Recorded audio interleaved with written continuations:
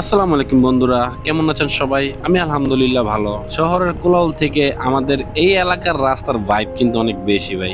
আমাগো গ্রামে একটি ঐতিহ্যবাহী জাদুঘর আছে। এই যে আমার বাম সাইডে যে দেওয়ালগুলো দেখতেছেন, এটা হইলো ওই জাদুঘরের দেয়াল। এখানে পুরনো সময়ের অনেক স্মৃতি জড়িয়ে আছে, লোক সংস্কৃতি, পুরনো জিনিসপত্র, গ্রামীণ ঐতিহ্য, প্রতিচ্ছবি। যারা ইতিহাস আর কালচার ভালোবাসেন তাদের জন্য একদম পারফেক্ট জায়গা। আর ডাইন সাইডে যে মাঠটা দেখতে পারতেছেন, ওইটা হইলো শেখ রাসেল স্টেডিয়াম। দেখতেছেন দুই পাশে কত সবুজ গাছপালা আর পুকুর।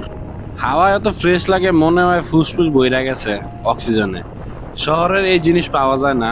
গ্রামের পুকুরের পানি কত স্বচ্ছ, মনে হয় না।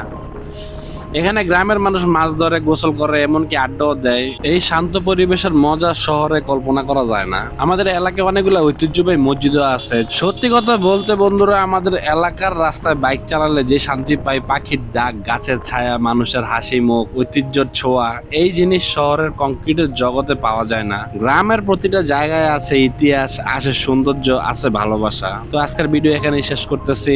ভিডিওটা যদি ভালো লাগে তাহলে একটা লাইক দিন, কমেন্ট করে জানাবেন কোন গ্রাম থেকে দেখতেছেন। আর হ্যাঁ, সাবস্ক্রাইব করতে ভুললেন না, কারণ সামনে আরো অনেক সুন্দর গ্রামীণ মোটো ব্লগ আসবে ইনশাআল্লাহ। আসসালামু আলাইকুম, আল্লাহ হাফেজ।